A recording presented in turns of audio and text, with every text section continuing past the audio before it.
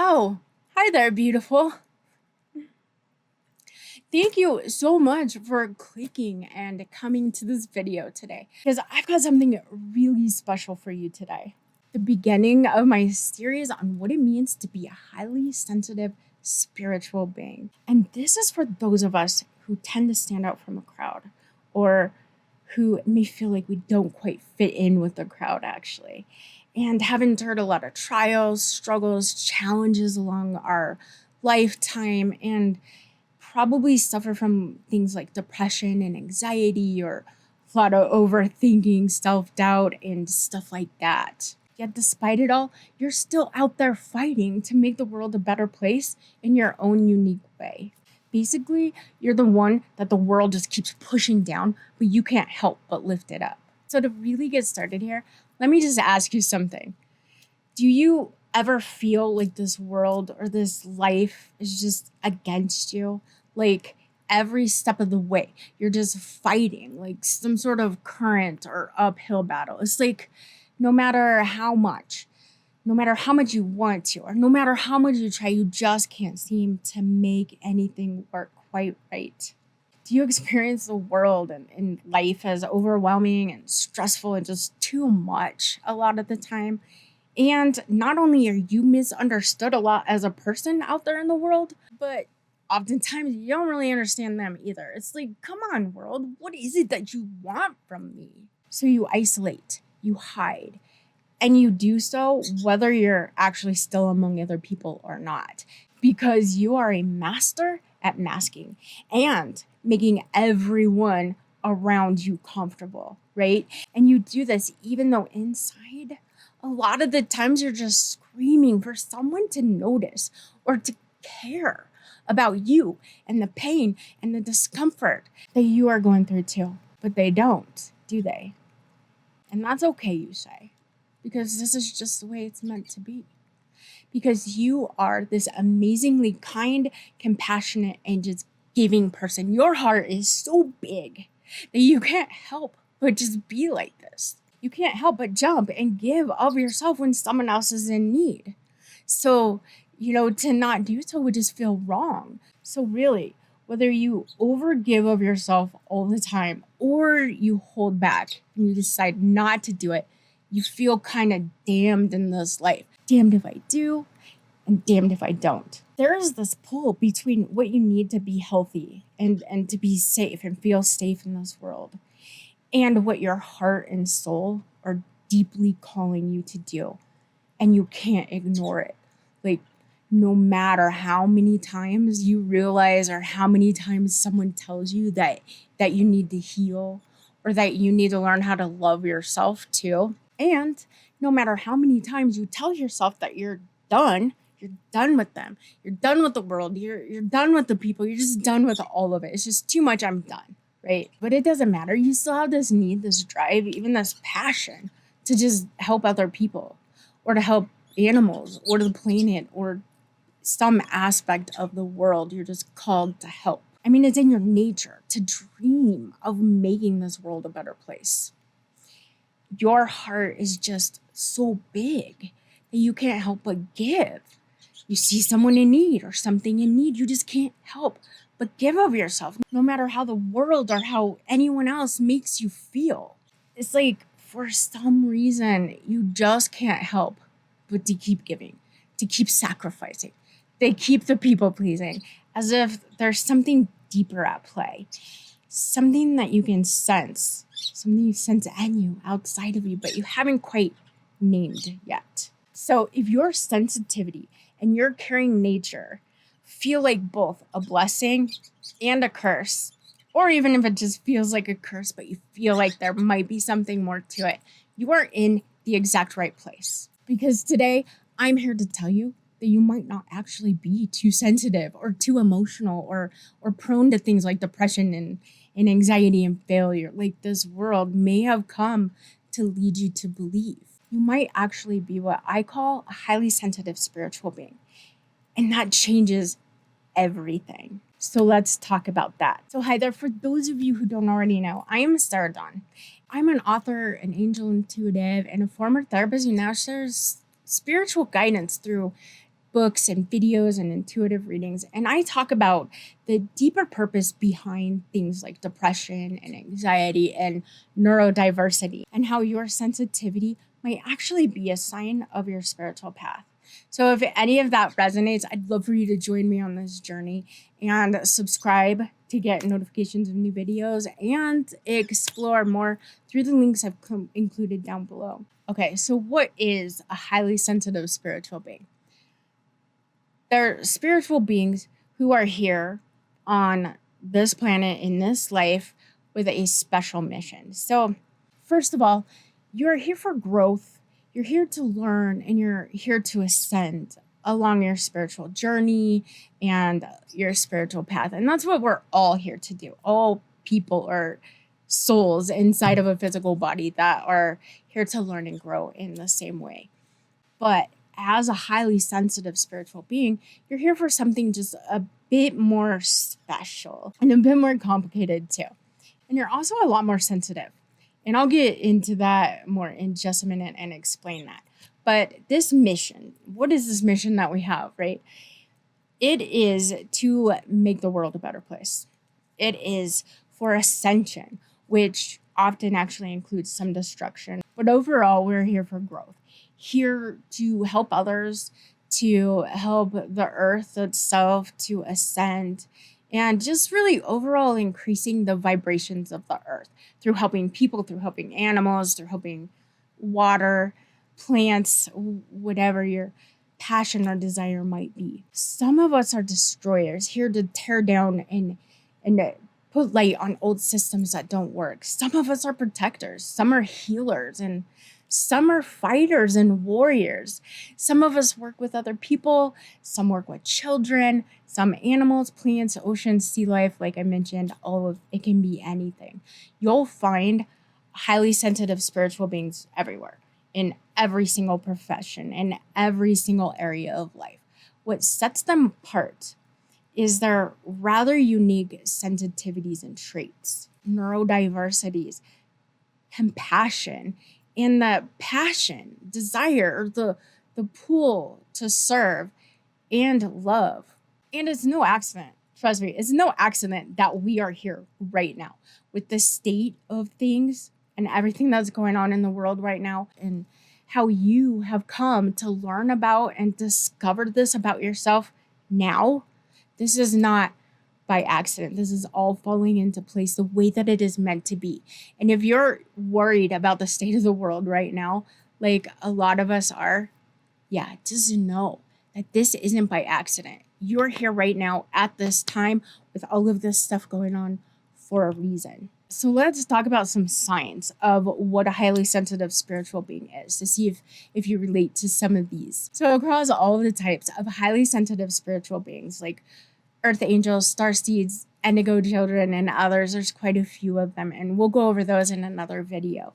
But each of them have their own kind of unique traits, and that kind of help understand your life purpose and your mission. But there are some overall shared traits and experiences that we all have that can point in the direction that, yeah, you are definitely a highly sensitive spiritual being.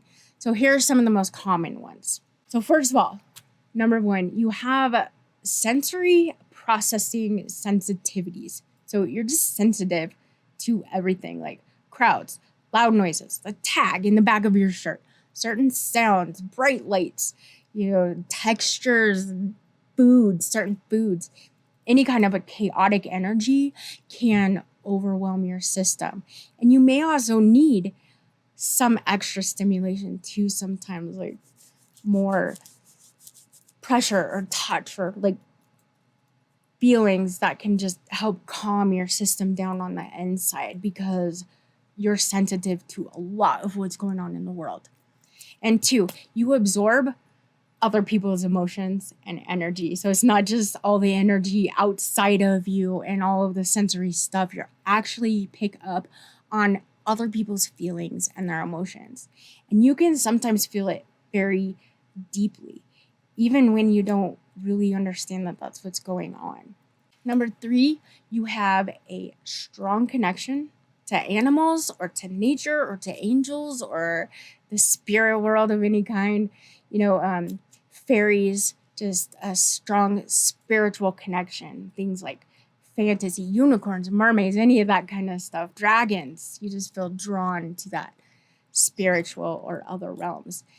You may also sense or feel like unseen presences, like angels or spirit guides or crossover loved ones or something along those lines in the spiritual realm. You might actually feel their presence with you often. Number 4, very common among highly sensitive spiritual beings is that you've often felt very different from everyone else in your life. So especially as a kid, you didn't quite fit in. Maybe, even if you were popular for a while, you just didn't feel like you quite fit in or quite understood all of the nuances and everything of human life. So you also may have not felt like you fit into your family. So you were the scapegoat, the odd one out. You grew up in a dysfunctional family, maybe suffered from abuse or had to be the one that has to take care of your family.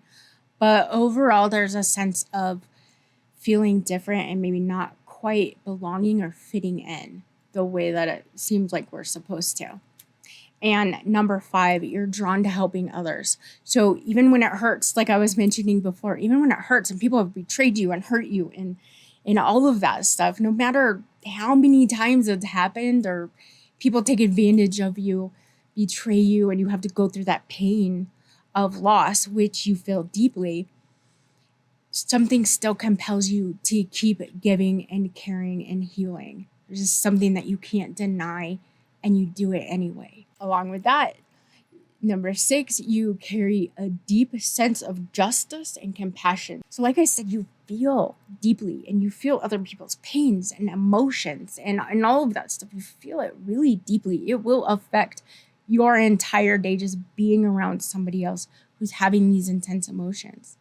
And, you also may find that you've been told that you're too nice, you're too emotional, or that you care too much about people, you give too much. You should really hold back and, not do that, but you still somehow can't seem to help it. Okay? It's who you are. And number 7, you've always felt like you're here for something bigger. So even if you don't know what that something is, there's just something in you that senses there's something more. There's something more in me. I'm being pulled towards something more. And if that sounds a lot like having a neurodivergency, it is, because highly sensitive spiritual beings have neurodivergencies. And there's a reason for that. Our brains and the way that we see the world is different, and it's for a reason. And we'll get more into that also in future videos. So, make sure to subscribe or follow me somewhere to get notifications when those videos come out. And, as far as everything else, it really just scratches the surface of some of these traits and things that we experience. Those are just some of the main things I start pointing out. Yeah, I go through this and there is a reason that I might be feeling like there's something missing or something more, right? So there really is so much more to go over. But honestly, if you relate to those 7 things, they resonate with you at all, and you're still here watching this video, because why else would you still be here? Chances are very, very, very slim that you're not one of us. So stick around, because this is just great news. I've got a ton of things to share with you, and not just from a spiritual standpoint, but one that takes into account the reality of being a very spiritual and sensitive being, having this human experience, taking into account the entirety of your mind, body, and spirit. This is not just spiritual. It's about all of you. So if any of these particularly resonate with you, and if you want to know more about it, or you want me to go in more depth about these things, make sure you let me know down in the comments, so that can kind of help direct me and guide me in the direction that you all are wanting me to go and what you need to know. Don't be afraid to just let me know. That'd be awesome. I love when you do that. So I just want to leave you with this as you go forward.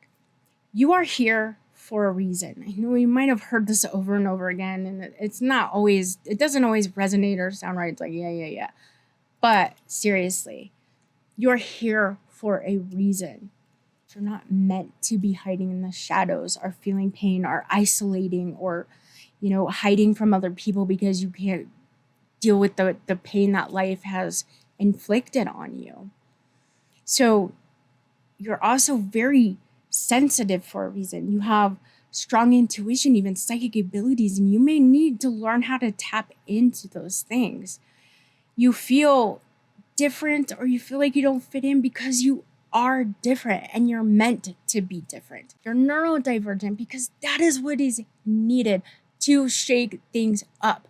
Things don't change by having more of the same. We need people that are different, that don't quite fit in all of that stuff, to see this world and everything in a different way so that we can help it grow and change. You're deeply needed right now in the world and the state of things. You are needed right now, even though the world has really been unable to support you up until now. What do you expect? You're a unique soul with a unique mission. You have the ability to communicate with other beings and higher consciousness. And then there's the fact that, your soul is most likely more advanced than most people here. You just don't remember that, of course, because that's what life is about. But that doesn't mean that you aren't affected by it. So all in all, I just want to say, no matter what life has made you feel or what it's been like, you are not a weirdo. You're not weird at all. Well, not in a bad way, at least. You're maybe good weird, but you're not in a bad way, not the way this world has made us feel. You're just meant for more. And I will go into more detail about why it works that way and why it kind of has to be that way. And you are not alone anymore either. Okay, you've come to this video, you've seen this, you're not alone. So let's keep walking this journey together. I've learned a lot. I've done a lot. I've healed a lot. I've been through hell and back a few times, and I have just learned so much along this journey. And I really feel that with the life that we tend to have, with the susceptibility to depression, to the anxiety, to the self-doubt, and the feeling like we just don't fit in anywhere, that doing this together is going to lift us up, to create like a family of kindred souls. So, of course, be sure to subscribe and like, and there's, Facebook, TikTok, all of that wonderful stuff with the links down below.